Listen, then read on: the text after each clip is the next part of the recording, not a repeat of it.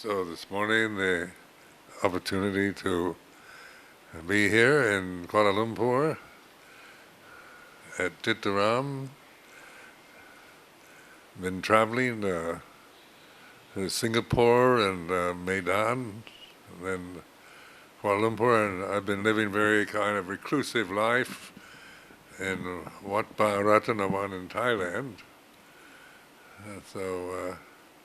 For 4 years after my relinquishment of my position in England, Amaravati, I came back to live in Thailand. So it's very nice. Thai people, they really love old monks. So they treat me extremely well. And now that I'm 80 years old, I feel very grateful to have that kind of respect and security, I think. When you're old, you don't quite know what's going to happen to you.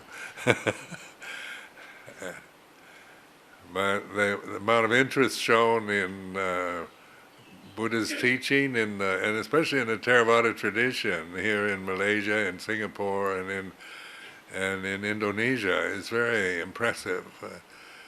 Because this is fairly recent. Theravada hasn't been the actual cultural form of Buddhism that most people adhere to in Southeast Asia. It's mostly Mahayana Chinese type of Buddhism. And over the past few years, its interest in Thai forest tradition and Thai Buddhism and the Theravada school of Theravada is quite impressive to me. It's very inspiring to see it, because it is a very direct and simple form of Buddhism. It's not highly elaborated and overdone on the ceremonial side, and its Varietti, its scriptural teaching are quite direct. In fact, in the Thai forest tradition, the mainly teachers like Luang that were emphasizing the first sermon the Buddha gave after enlightenment, the Dhammacakkappavattana Sutta, the exposition of the Four Noble Truths.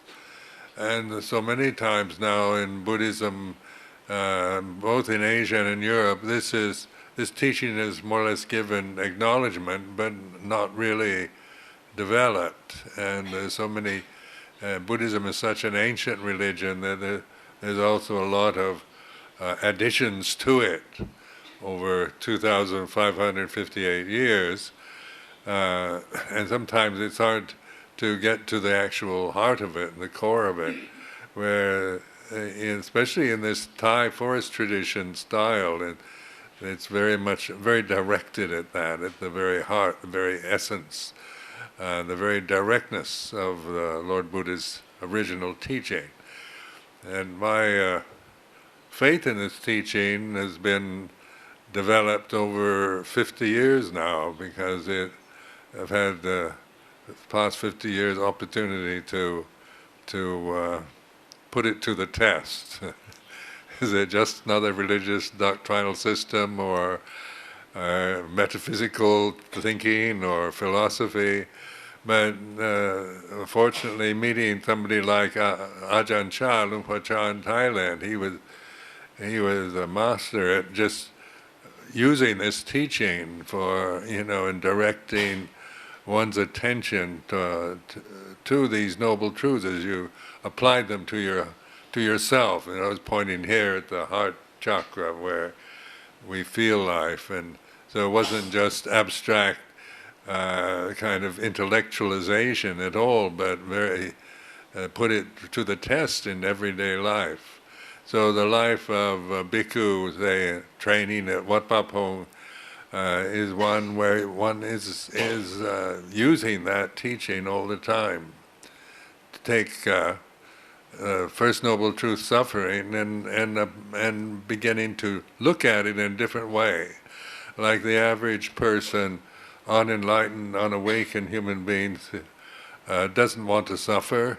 It's natural. We like happiness and pleasure, sensory pleasures and comfort. None of us like to feel pain or get sick or suffer in any way, physically or mentally. And then we tend to blame our suffering on others, so it's somebody else's fault, or it's the political system, or the economy, or the family, or whatever. It's always, suffering is seen as caused from outside, where the Buddha's direction was to not look outside for the cause of suffering, but to observe suffering and how we create suffering. Because life is the way it is. It's not, it has its pleasures, its beauty, its marvels, and also it has its opposite, disappointment, despair, anguish.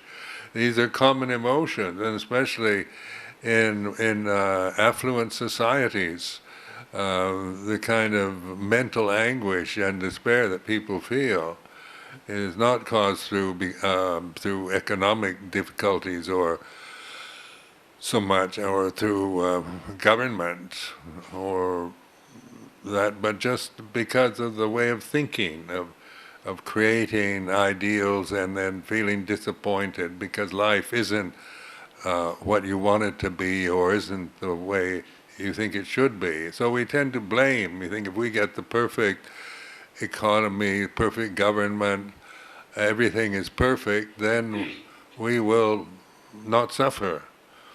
But I think that's been proven, that even with a good government, good economy, and all the rest, we still suffer a lot.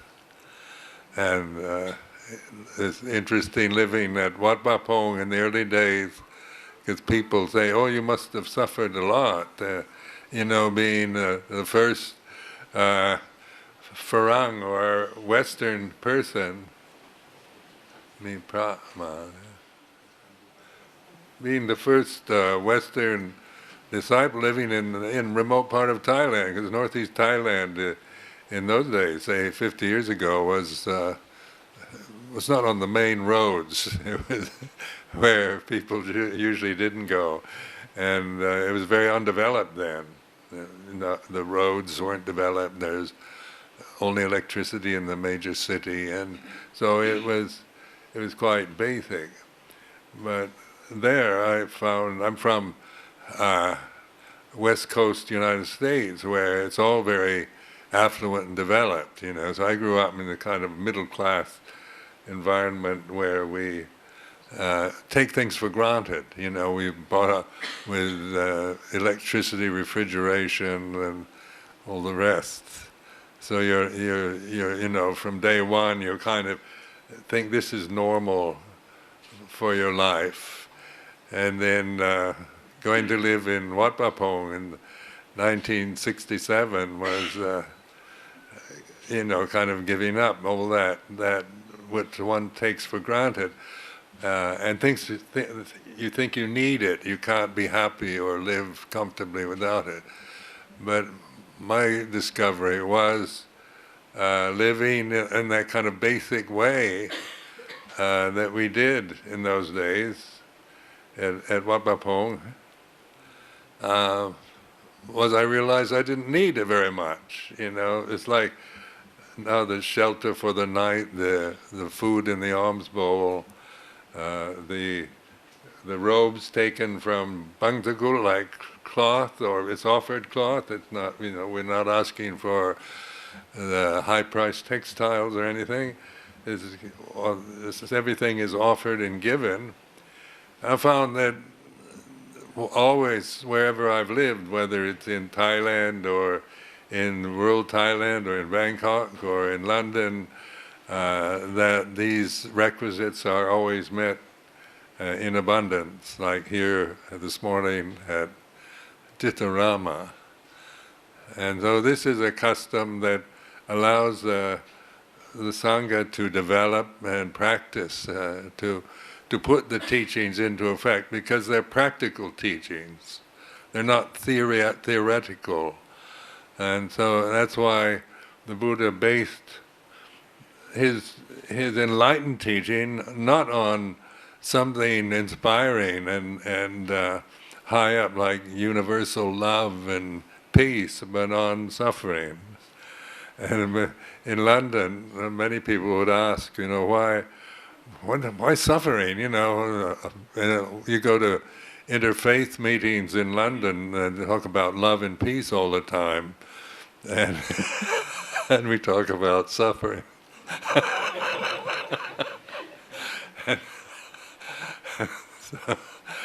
So it does make you consider, in your own mind, because I was brought up as a Christian, which is all about love and peace, but in the church that I attended, there was anything but love and peace in that. It was all the ideal, but there were internal conflicts and jealousies and factions in a church, one church, with not a large congregation. Because love and peace are high, and they're beautiful, they're inspiring words. But in terms of actual daily experience, we may not experience much love and peace, but we do experience suffering. And so that this suffering is then looked at. It's the Buddha said, don't run away, don't blame other people or other conditions for it. Study it, understand it, get to know it, and through that changing from trying to find happiness and love and peace all the time towards looking at suffering, then you recognize the true nature of consciousness is non-suffering. And so we're all experiencing consciousness now. Consciousness is what this universe is. It's a conscious reality, and when we let go of our own ignorance and blindness and fears and desires, then we are in touch with universal consciousness. It's unitive. It holds us together. It's not diverse or different. So, like on emotional level right now, we're all different. What you're feeling emotionally at this moment, what I'm feeling, or others may be feeling. We could all say, I feel like this, and I feel like that. But on the conscious level, it's the same, exactly the same. And that is pure, and that's what we began to tune into, to respect in ourselves and in others also. So it is inclusive. It's not about race or gender or ethnic identities or Asia or Europe. It's about this reality that we all share. And suffering is a noble truth for everybody, whether you're in Asia or Europe or America, whether it's ancient India or modern Malaysia. Suffering hasn't really changed, except now we've got new kinds of more complicated forms of suffering because we're so dependent on high tech. And road rage and throwing your computer out the window and rage because the internet isn't working. And Buddha never had to deal with this kind of. But rage is rage, and whatever it applies to in one's life, and anger, resentment, fear, jealousy, worry, anxiety. This is an age of worry and anxiety. So, people constantly are anxious about the future, worried about their children, about their education, about their money in the bank and the political system. There's so much to worry about, actually. When you think about the world, about Malaysia, about Thailand, Thailand is now in a state where nobody knows quite what's going to happen. They had this coup d'etat military takeover, the king is very old, and the whole the country is not quite sure what's going to happen, and one could develop a lot of suffering around it, worrying about what we do when the king passes on, because he's a very unitive force in Thailand. He's a very skillful king actually, but then you get dependent on that, and then nobody knows when that's not there anymore, what's going to happen. So the Lumpur Cha said, the future is the unknown. This is true. Right now, tomorrow you don't know. You assume, you have expectations, hopes, or fears, or dreads, or taking for granted things will be exactly the same. But actually, at this moment, sitting here, tomorrow is the unknown. And just this kind of simple reflection helps us to stop worrying, to not create the forces and problems in the present all the time about possibilities for pain, misery, failure in the future.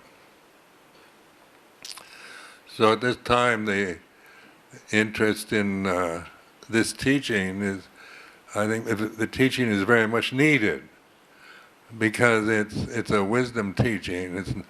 And it's not a religious kind of conversion. We're not trying to convert others, and we're not aggressive in that way toward trying to force our religion on somebody else. But as you can see, it survived 2,558 years, and through monks carrying on the tradition. And you read the history of Buddhism from the time of the Buddha in India, and it has its points where it reaches a peak of everybody's Buddhists and monks everywhere, and bhikkhunis, and everything is just wonderful, and then something happens, it collapses. So like Buddhism, it can rise and fall, but Dhamma is always present. Dhamma is not dependent on the empire surviving, or a particular government, or a particular pro-Buddhist group or anti-Buddhist group, because even in places like China, where religion has been badly suppressed over many years, it's reviving there. It's coming back, interest in actual patipada, or practice of meditation. Because it is true. It's not just a philosophy of a particular time and culture. It's not just about ancient India and just for anthropological interest, but it's about us, about being human, about the difficulties we face and how to deal with suffering, and through understanding it, not through just trying to get rid of it. So offer this as a reflection for today.